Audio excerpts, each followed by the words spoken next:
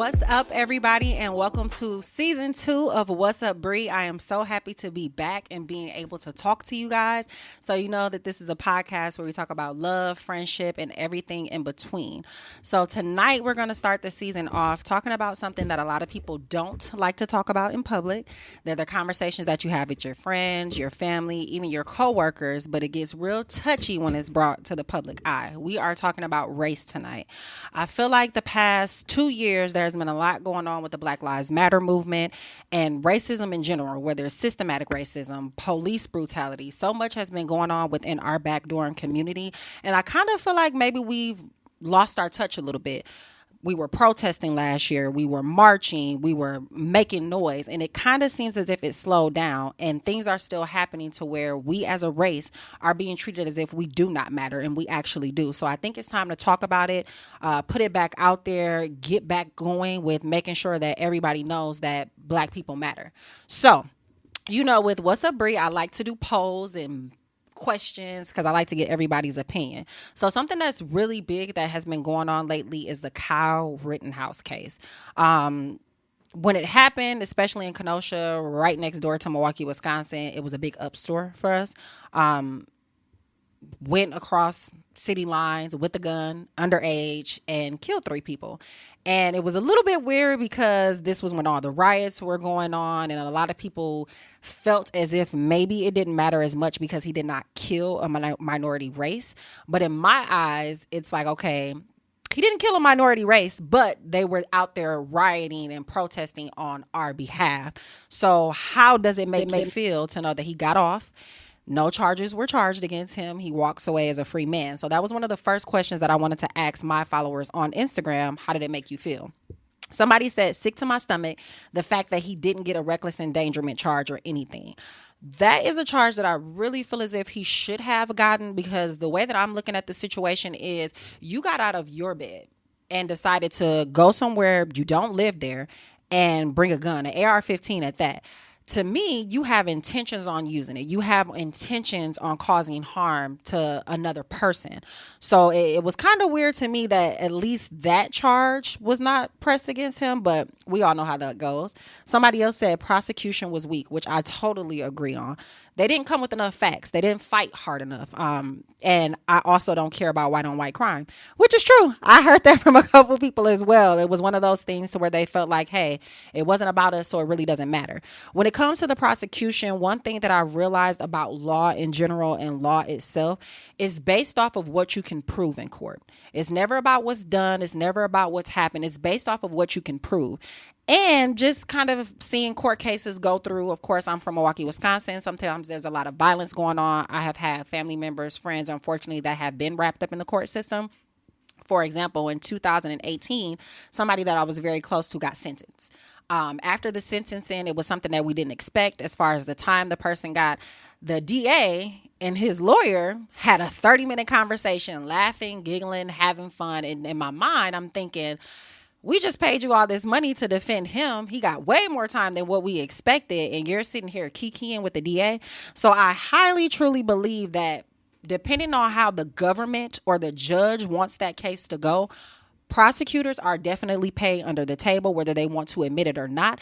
If they are paid or told to throw a case, that is exactly what they are going to do. That is one of the things that goes a part of systematic racism. How do you think they're railroading us with the judges, with the police, with the prosecutors? You think somebody's on your side and they really aren't. Another opinion that I got was like, damn, he killed white people and still got off. So white on white crime to me is kind of like black on black crime, because I know a lot of people brought up some of the people that died. There were 3 men that unfortunately passed away. One of them supposedly had like a sexual assault charge against a minor, and people said, oh, well, he deserved to die anyway. Don't get me wrong. Sexual assault, especially against a child, is extremely disgusting. Not something that I agree with, but I'm not going to look at somebody's past. I'm going to look at what happened in that situation at that time. He was not sexually assaulting anybody. Trying to assist with what was going on as far as protesting to help our race.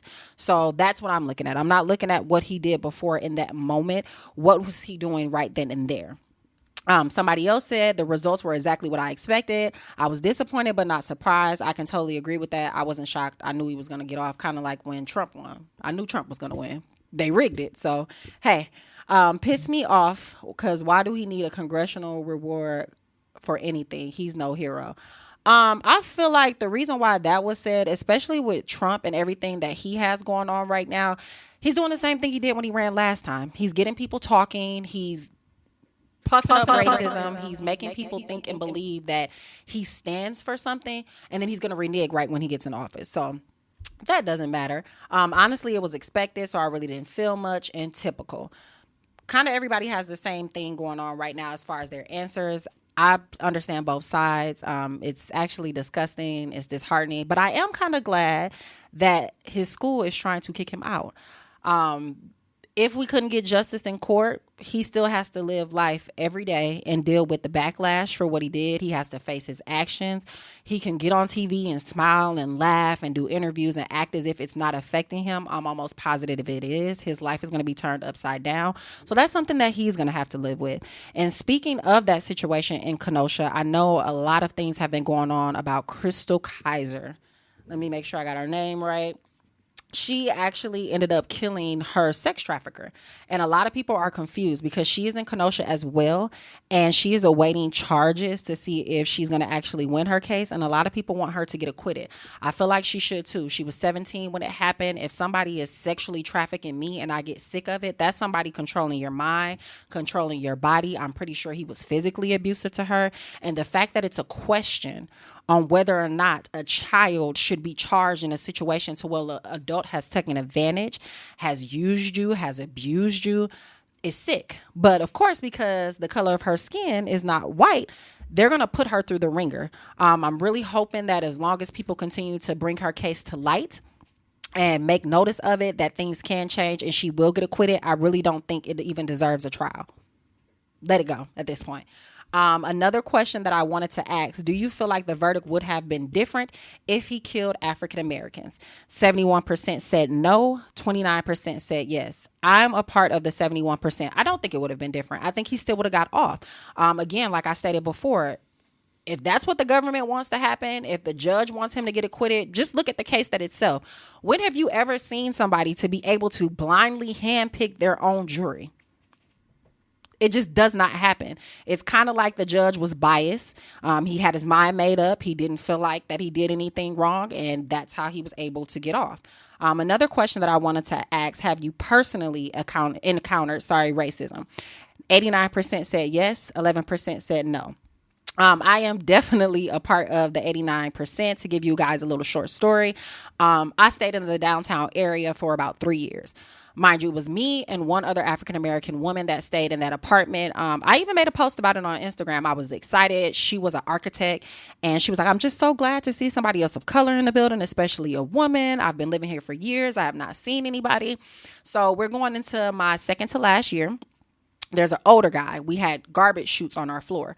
So something was wrong with our chute. I'm assuming maybe somebody got something stuck down there. And so I could not take out my trash. So in my mind, I'm thinking, okay, if my chute doesn't work, let me just go downstairs and see if I can go to the first door. So I go to the first door. Mind you, I walk around the building all the time. I've been there for 2 years now. The guy is standing in front of the door, literally blocking it. And he's like, what are you doing? And in my head, I'm thinking, well, I have garbage in my hand. I have house shoes on. I'm guessing I'm taking out my trash.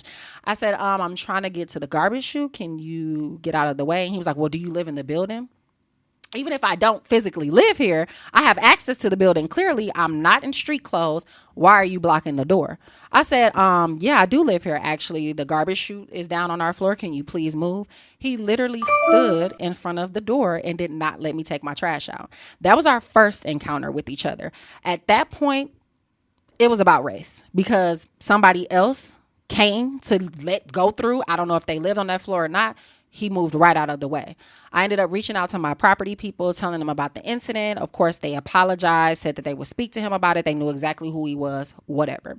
Second instance, we had a garage. So I'm pulling out of the garage. I park right in front of the apartment complex. Now, I'll be honest, the back of my vehicle was blocking the garage entrance a little bit, but you still had enough room.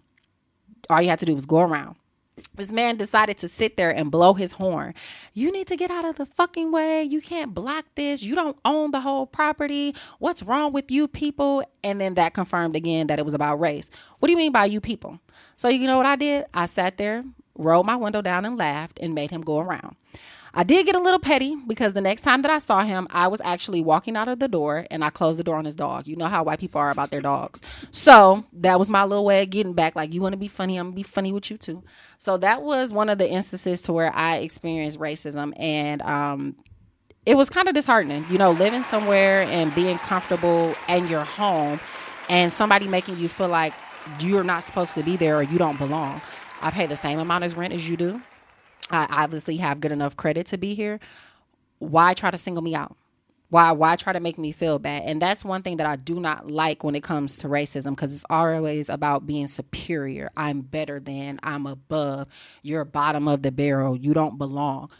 We're all human. We all bleed the same. So I wanted to ask people, if you've experienced racism, do you mind giving some examples? So somebody said, was me and they illegally arrested me and my BFF at the time. We threatened to get, wait a minute, I think this went a little bit backwards. Okay.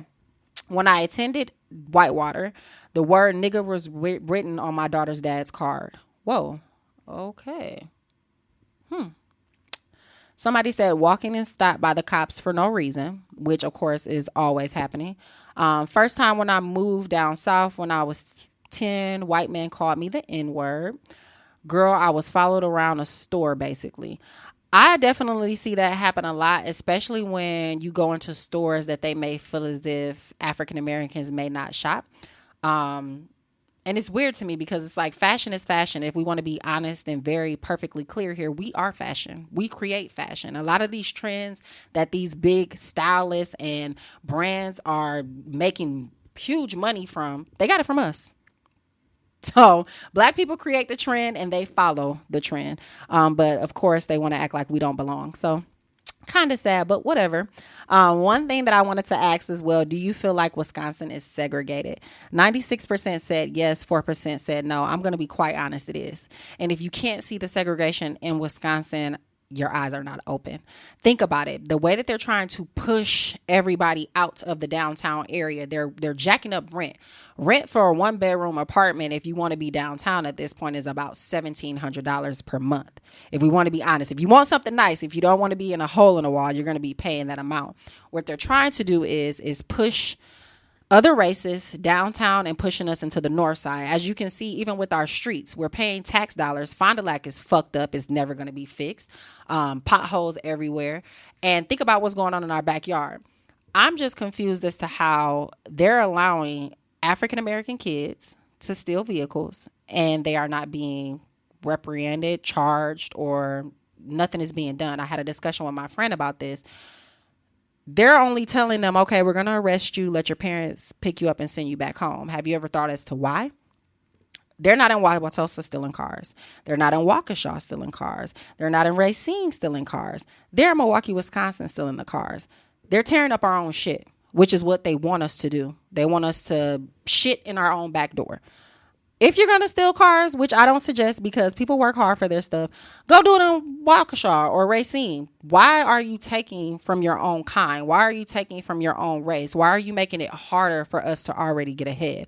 It's a shame that people bought cars and probably can't get out of their leases, can't get out of financing that they have, or they're in an upside down loan and they have to worry about their car being stolen. They have to take extra precautions with putting clubs or not even leaving the house or having to ask their friends, hey, if I want to go out for a drink, can you drive tonight? I'm afraid my Kia or my Honda is going to be stolen.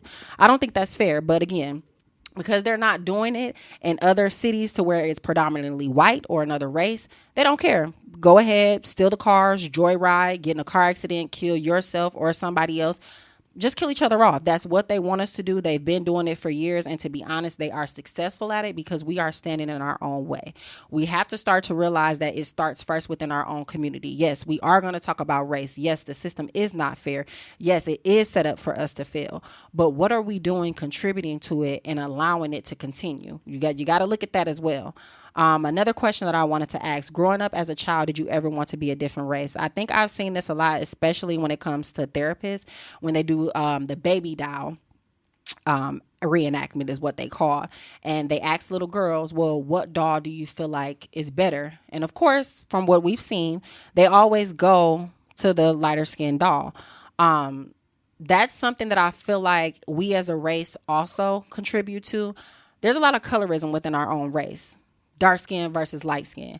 It's been going on for a very long time. It needs to stop at this point. It shouldn't matter if your skin is as fair as a pencil or as dark as night. Beautiful is beautiful, and everybody's definition of beauty, it's what you decide it is. But once you push it out there and you make it seem like, oh, it's beauty because of this, that's where the problem comes in at. We're hating ourselves. We're making ourselves seem as if we need to be different.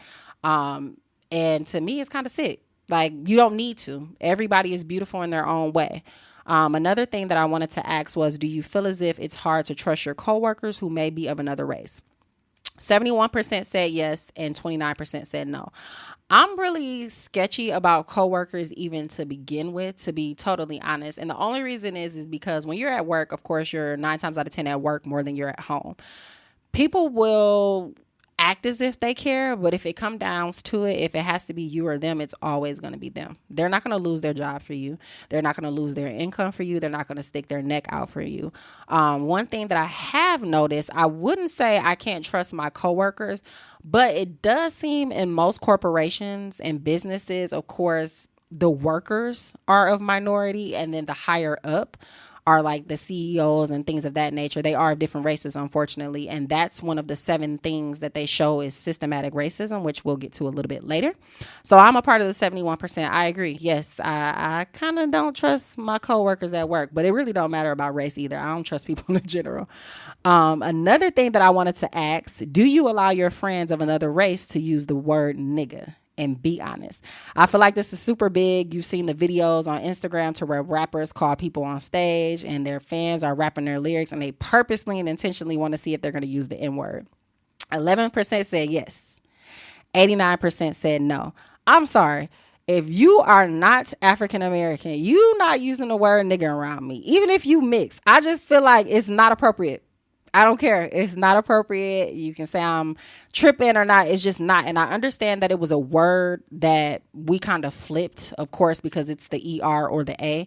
And it's like, okay, well, we used it and flipped it to something else. But that's to our discretion. That's our right. I feel like when other people use it, I don't care if they're not racist. They're laughing in the back of their head. That's just how I feel about it. You shouldn't say it. Don't do it. To those of you that do allow your friends to do it, you're a little sketchy. I ain't gonna lie. Another question that I wanted to ask, did you personally participate in the Black Lives Matter protest last year? 48% said yes, 52% said no. I will be totally honest, I did not. I had a lot going on last year. I was not really concerned with the movement, which is one of the reasons why I wanted to do the episode, because I needed to figure out how I can contribute. I'm never going to call somebody else out and not call myself out first. It's something to where, again, I feel like we're all sitting on, we're not paying attention to, we're letting it die down. The only time we want to speak up and stand up is when something is actually happening. We can protest with George Floyd. We can protest with Breonna Taylor. We can protest with Ahmaud Arbery. But it's like, if they're not killing us, we have nothing to say anymore. You got to think back to when our ancestors and the people before us, Martin Luther King, of course, Malcolm X, he's on my shirt. The fight never stopped. They didn't just protest when things were going on. It was a 24/7 thing. And that's kind of what we need to get into in our age group. I feel like we only speak up when it's happening. Because, of course, our age group follows trends. That's what social media is kind of deterring us from. Instead of doing things consistently, it's only when it's big or when it's happening. And I feel like we really, really, really need to work on staying consistent with it. Because I'm not going to lie, when we were out there protesting, other races were really, really terrified of us. You don't know how many times I was walking through my building or even out and about. Hey, good morning, and smiling. And it's like, okay, you guys don't speak as much any other time, or compliments just coming from any and everywhere, because we made them aware. We're not going to stand back. We're not going to allow you to continue to kill us, especially not on camera. They're not doing it how they used to do back then, where they're coming into our homes and kidnapping us and lynching us and just leaving us to be found in the morning. They're literally doing this on camera. People that are meant to protect and serve are killing us, and they're getting away with it. So I feel like as long as we continue to stand up and speak up, they'll learn eventually it has to stop. So 52% that said no, you got to change that. I'm trying to change right now. We gotta help our race. The 48% said yes. I'm pretty sure it took a lot out of you, because that is something that's scary. I feel like a lot of people probably were worried about maybe how it was going to look on social media if they were protesting. Was it going to affect their day-to-day life? Were they going to get injured or hurt or arrested? And that, unfortunately, is a reality that we have to face as a race. It may come down to going to jail. It may come down to us getting injured. It may even come down to us getting backlash, losing some friends, or having those hard conversations. But what's more important to you? Respect? Or just sitting back and just kind of letting it go on? What if that was your brother, your mom, your sister that unfortunately experienced racism or even lost their life because of the color of their skin? Don't wait until a situation like that happens to decide to speak up and stand up. Another question that I wanted to ask: what do you think it will take to end racism? And it's just a hypothetical question, because, to be honest, racism has been around for so long. I don't think it will completely end, but I feel like we have the availability to get laws in place and to get things set up to where if it does happen at this point, it shouldn't be a question of let's go to trial, let's decide on whether or not this was a racial act or whether or not this person should be prosecuted. Let's make it a no-brainer. Somebody said more people of color in powerful positions who refuse to tolerate racism. I definitely agree with that. I feel like, of course, you can't make anybody go to school for something, but we do honestly need more judges. We do honestly need more lawyers. We do honestly need more politicians, because that's where the change can actually start. We need lawmakers out there that can assist us in giving us a voice in the White House or in Madison for Wisconsin, to where they can make laws to where the shit can stop at this point. Somebody said revolution and bloodshed in the worst way. Again, you see what our ancestors had to go through. Unfortunately, they did have to shed blood. Unfortunately, they did have to lose their lives. They did have to get their homes burnt down in order for there to be a revolution. But if we sit back and we're quiet and we're not saying anything, it's not going to stop. Somebody said racism will never end. Somebody also said, I honestly feel like nothing will ever end racism. Racists feel superior to those of other races, of course. If all people of the same color have their own planet, I can see it. Accountability, that's really big. Holding every race accountable for their actions and get the same treatment. And I feel like that's big too. Like, just make it fair all across the board. It shouldn't be a question. I remember, and correct me if I'm wrong, I may be a little bit off, to where there was a situation that happened to where Asians, I think, were targeted, and they had a bill like 2 weeks later. Like, damn, we've been fighting racism for hundreds of years. Something happens to them in 2 weeks, you get a bill made. So I don't know. We're being ignored. I'm tired personally of being ignored. I'm pretty sure you guys are tired of being ignored, and it just needs to stop. So you guys know I like to fact check. I do not like to speak on things if I do not know personally or have facts behind them. So there is something that's called the 7 ways we know systematic racism is real. It's a really good article. If you Google exactly what it says, you'll be able to find it. And it says racism at every level of society. Racism of this kind, racism that infects the very structure of our society, is called systematic racism, for those that you don't know. And at first glance, it may be difficult to detect. So one of the ways that they kind of break it down, so one of the 7 ways is wealth. 77% of the population's wealth is held by white families. That pretty much says it all. So if you think about all the people in the world, 77% of the wealth belongs to Caucasians. And as far as black families, 2.3% of wealth is held by us. You know how many black people I know? Like, that's ridiculous at this point. And I feel like we are getting better. The people that I follow personally on social media, there's a lot of entrepreneurs, especially young ones. And that's another thing that I like to see. A lot of young teens are definitely starting their businesses from high school, which I feel like is the best way to go about it. That's when you know the most people, you're going to have the most friends, you're going to be able to put yourself out there, and they're growing their businesses from the ground up from then to now. That's something that I feel like is really great to see. I love to see it because I feel like if you start young, when you get a little bit older, you'll be able to sit back and chill. But yeah, I mean, look at it like that. So they said for every $100 white families earn in income, black families earn just $57.30. So they're getting double what we're making to do the same thing. So that's one of the ways. Another one is education, which I think we all know that. I say it all the time. NPS really needs a revamp. I don't know what it's going to take. The textbooks are old. They're not paying the teachers enough. I always say that if you are a teacher, I respect and I admire you because you're not just a teacher at this point. You're a counselor. Sometimes you're a mom or a brother and you don't even know. Our kids are hurting. They're not wanting to go to school. They're dealing with so much stuff outside of that school is a non-factor to them. But education is really, really big. Black students are 3 times more than likely than white students to be suspended for the same infractions, which is definitely true. You got to think about it. A white kid at school can kind of curse in class or maybe even skip class or speak out of turn. They're going to always get a warning. If you're African American and you do it, you automatically get suspended and sent home for days. It's ridiculous. They don't want you to be at school. They want you to be able to fail. They want you to flunk. They don't want you to have an education. Also, blacks make up 13% of the general population and 40% of the prison population. So almost half of our race is in prison. So that's another thing too. And it's weird to me because some of the smartest people that I know have been to jail. And have you ever thought 40% of our race is locked up, but in jail, they have access to books. They have access to computers. So that way they're able to learn. So their mind is growing. They're learning things. They're very intelligent. They learn how to write. Maybe if they didn't, they're able to get their high school diploma in jail. Maybe if they didn't finish, they're able to pick up trades. So they're able to earn all these skills, but their body is physically locked up to where they're not able to come out and apply what they're learning. And even when they are released, because they now have that record, they can't do shit with it. It's that much harder for them to kind of get through life. So that's another thing. I can learn while I'm in jail, but outside of that, I don't have access to books. I don't have access to computers. So think about that a little bit.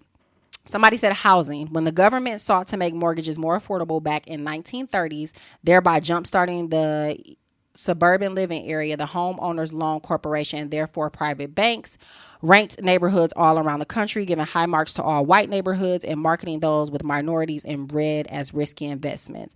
That was definitely big as far as blockbusting, redlining. I know you may not know some of these terms, but you can definitely Google them, to where they were even doing high market loans. So even if you did have a good job, because of course there were doctors and lawyers back then, they may give you a mortgage, but they're going to give you an APR of about 29%. So you're going to be in an upside down loan.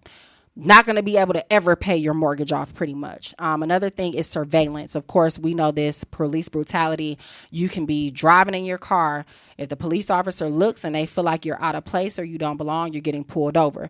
You're not being asked normal questions. Hey, why did you pull me over? It doesn't matter. Give me your license, or can you step out of the car? It's always something extra. It's never the normal. Healthcare is really, really, really, really big. I remember I had a primary doctor and we were talking about birth control, and she was very honest with me. She said, it's not for African American women. It's actually killing you. And I had to think about it. I tried so many different birth controls. I tried the regular pill. I tried IUD. I think that's what IUD, whatever. I tried that and it was giving me headaches. It was making my hair fall out. It was making me moody. And as a female, I'm already moody. I don't need to be any more moody than what I already am. And that's when she explained, it's not set up for our body. Of course, nobody wants to keep having 50 million kids or things of that nature or getting pregnant, but that's why condoms, the pull-out method does work. Trust me, I'm 30 years strong with the pull-out method. But yeah, healthcare, and a lot of our women are dying while giving birth. The doctors are not listening to us when we're saying we're having aches, we're having pain, something is not right. They're ignoring us. They feel as if, well, they don't know what they're talking about. Our body is speaking to us, but because of the color of our skin, what we're saying is not, it's not processing in their mind. They think they know better. I'm the one with the degree. I'm the superior race. What are you even talking about? And we're dying, unfortunately. We're not getting proper health care. They're making health care unachievable and unattainable at this point. And it's sad. So those are the 7 ways. And again, you can just look it up. The 7 ways that we know systematic racism is real. It's there. It's in your face. You can no longer ignore it. And I feel like even with your friends of other races, make them come in on the topic. Don't let them sit back. If they're really your friends and they care about you and they support you and things that you do, they need to speak up too. Don't allow them to be quiet. Don't allow them to sit back, because if they care, again, they will step in for the cause. There's so much more going on. I know us as a race feel like we have a win with the Ahmaud Arbery case. The men did get convicted. I am happy about that, but in my mind, all I can think of is what's next. What's going to happen next? I'm not easily settled at the fact that the Breonna Taylor case has not even went to trial. I feel like that was murder. I don't care how they try to play it. It was murder. She did not deserve to die. They can try to give their family, I think, a $12 million lawsuit is what they're willing to pay for wrongfully death. But money does not bring a life back. And money is not also accountability. Somebody needs to be held accountable for what happened. I know they changed it to where now they are not allowed to do the no-knock warrant, so they cannot just kind of bust in the door. They have to announce themselves and give people the opportunity to open the door, but I don't even think that's enough at this point. They gave George Floyd a statue that was ended up being defamed. Somebody ended up just scratching the gold off of it, and it's like things like that to where we feel as if, oh, okay, they gave him a statue, and then somebody defaced it. So it's like, is that really a win for us as a community? Is that really a win for us as a race? Is that something that we really should be proud of? I don't think we should. Again, I am working as myself with getting out there and trying to do more as far as helping us as a race. I'm not going to sit back anymore. I hope you guys don't sit back anymore. Hopefully this episode can kind of get your minds going a little bit so you can Google and look up some stuff yourself. The Black Lives Matter movement is still out there. There are people that are still protesting. There are campaigns that's going on right now. There are also petitions that you can sign for things to kind of move forward. But we got to do something more. What that is, I'm not exactly sure of it yet. How it's going to be done, I'm not exactly sure of that yet, but I'm not going to stop talking about it until something changes. So that is all I have for tonight. I appreciate all you guys for tuning in and taking the time to listen. And that is all I have. So thank you for tuning in to What's Up Bree. We will be back next week and we're going to talk about Black girl luxury. Okay. That's what the next episode is going to be. So thank you for tuning in and have a good night.